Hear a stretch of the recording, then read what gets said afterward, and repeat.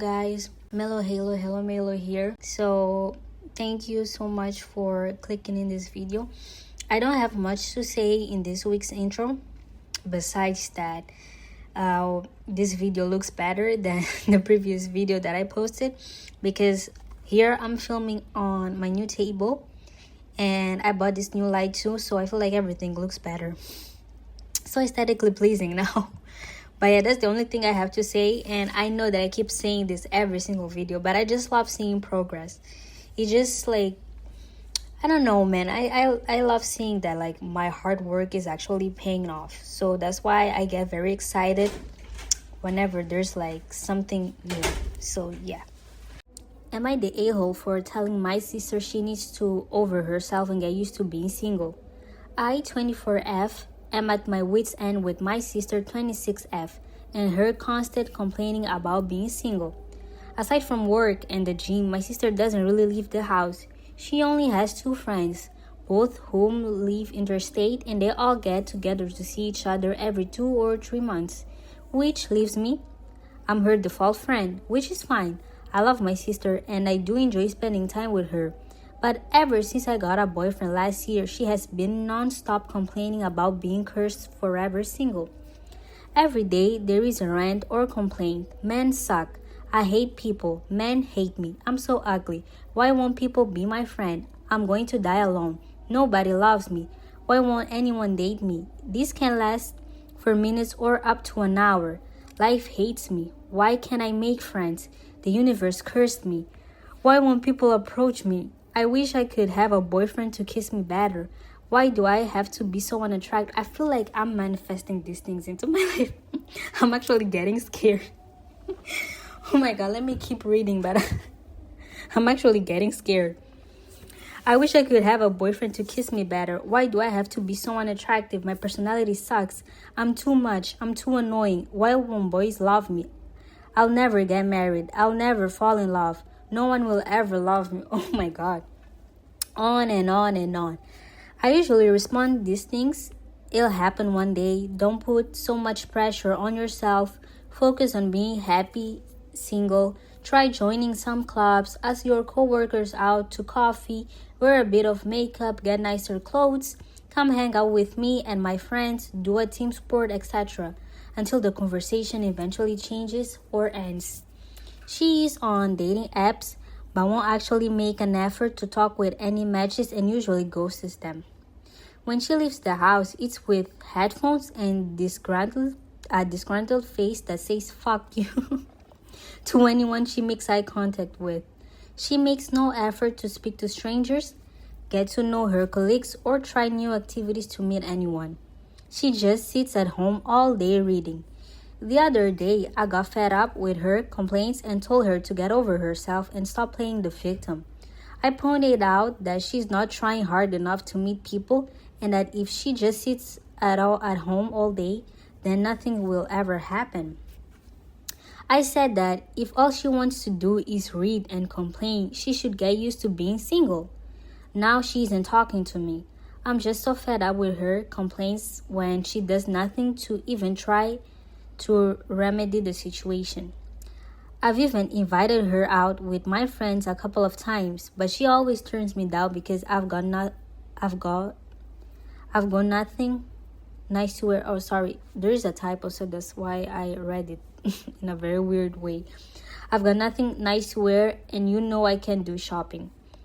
I don't know. Most of my friends say I'm being reasonable, but a couple have said I'm being too harsh, considering she's got Asperger's, and has always struggled socially. Either way, she's not talking to me, and I need to figure out if I should stand my ground or apologize. Am I the a-hole?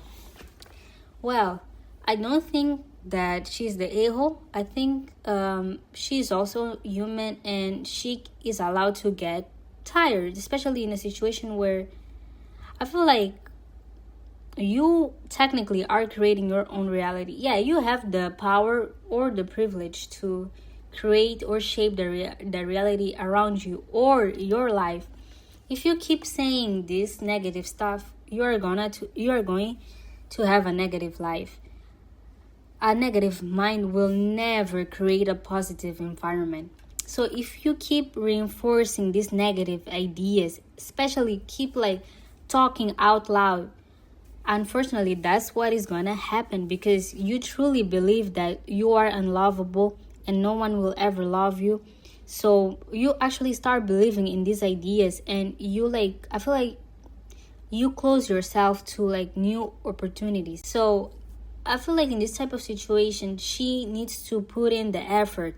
Not everyone that has friends, relationships, and different opportunities in their life is like lucky enough to get all of these wonderful things like in their bed. Like all of the sudden, one day they receive a message, someone wants to be friends with them. It doesn't really work like that. Most of the times, we have to put ourselves out there. So if you are not doing the work that other people are doing, why do you accept, or like why do you like think that you're gonna have like the same results? Doesn't really make sense to me. That's why I was saying I was even getting scared, because I really do not like to speak negatively about myself, because I'm gonna end up creating these negative situations or a negative environment. But anyways, next story. Am I crazy for not wanting my parents having access to my bank info? I, 18F, have been working for a year and a half, and I'm living with my parents. Yesterday, my dad came into my room and asked to see my pay statement so he could see my gross income for taxes. I didn't think anything of it, so I showed him. I guess he snooped around, saw what my net pay was. He asked how much money I had in my account, and I told him the truth. And of course, it was less than what my net pay was. He asked why it didn't match up, and I told him about all the things I bought over the year. This is where the problem started. Even after I told him the truth, he wanted to see my transactions. I told him no, because I think it's a total invasion of privacy, and it's weird for him to check on my bank account. He got angry and said that since I live under his roof, I get no privacy. We got into an argument. He thinks that he should have total access to my bank account because he thinks that I'm doing something wrong with my money. I think that he should trust what I'm saying. My dad got my mom involved, and now they are both arguing with me. My dad now wants my password to my bank account, and I think that's totally unfair. I should be allowed to have some independence. Keep in mind, I don't have access to my card. Every time I want to spend my money, I have to ask permission, and then my parents will allow me to use my card. So they literally know what I do with my money. I've never once complained about this ridiculous rule out of respect for them, so I don't understand why they don't have respect for me. I feel overwhelmed. I know I have nothing to hide, so the problem will be solved if I just show him my transactions. But it's the principle of it. I want them to trust me. I want them to give me privacy and independence on what I do or don't with my money. I feel like this is that type of situation where 2, 3, 4 years later, they're like, oh, why don't you visit us? Why don't you visit us? Like, can you give the person some privacy? Like, just because you're under someone's roof doesn't mean that you do not deserve privacy. You are a human being. I mean, you are their daughter, of course, but you are not a doll that they can control or do whatever they want. You are a person with their own thoughts, likes, and even job and money right now. So if this is like money that you are like making on your own, like your parents do not influence in this situation, I don't think they have the right to see what you are doing with the money. You know, even if you're doing something wrong, like maybe he's worried that maybe you're not spending like money how you should, but I mean, you should let an 18-year-old at least learn. You know, before I started actually using my money in a smart and thoughtful way, I was buying whatever, and it got to a point that I was like, no, I have to learn because it was getting to a point by the end of the month I didn't have like any money, and I had to ask my parents for like more money, even though I was making enough money, or I make enough money to like to provide for myself for the whole month. But it was getting to a point. So yeah, I had to learn. I'm 19 now. I had to learn how to use money, how to save, how to like how much I spend on food, on internet, on transportation. You actually have to fail in order to learn. So your parents should give you space for you to learn, because you end up being one of those adults that cannot do anything, literally. Like, you're a grown-ass person, but you cannot do anything because you were shielded so much that you literally didn't even get the chance to learn how to do this basic stuff. I think this one is a very harsh story, so if you do not feel comfortable, I feel like you can skip. I'm gonna read the title, and if you do not feel comfortable, just skip to the next story. That's why I put timestamps, to make it easier for you guys to watch however you want to watch this video. My mom caused me to hate myself. My mother has caused me so much trauma. I recently was on the phone and she kept bringing up that I wasn't doing anything right, that I'm not saving money. I literally did everything she told me to do. I went to college and finished. I got my teaching job. I pay for everything my own. I just pay off my new car. I have my own apartment. Shoot, I'm not even on the family phone bill. Then she repeats the argument that I'm a failure and that I'm not as good as her. Like, I remember my last year of living with her, I was 26 and I had gained weight. So she forced me to take a pregnancy test. She said if I didn't, I would be kicked out of the house. So that's the year that I moved out. I'm currently 29 and exhausted from trying to keep my parents happy. So this year I blocked them because I'm over the trauma they keep causing me. I feel guilty about it, but I feel so shameful for not being the right child for them. First of all, she is the a-hole. I know this is not, okay, but I'm just saying she is the a-hole. And I don't think you should be feeling like you are not the right child for them. They are not the right parents for you. But I feel like you should work on your trauma, not just cutting them off. I feel like cutting them off is like a very good start. It's like the perfect start, But supplement that with maybe some therapy. I cannot really like give a very good advice when it comes to this. I think you should like talk to a professional. But I'm very happy that you at least had like the strength to like cut them off and live happily. Yeah. Well, our other story is another family feud. We have a lot of entitled parents in today's video. I graduated and suddenly I owe my parents rent plus most of my income. I just graduated college and I still have not landed a solid offer yet. So I picked up a job just to stay busy and build a little cushion. But it feels like graduation flipped the switch at home. My parents basically stopped helping me overnight and started keeping score. Now they want rent even though I'm living at home. I'm paying for my own food and basics. And on top of that they expect me to hand over a big chunk of my paycheck. Their line is that they raised me, so I owe them. It makes me feel angry and stuck because I do not make much and I'm trying to save to move out. But my cash keeps getting pulled away. I'm cutting everything I can.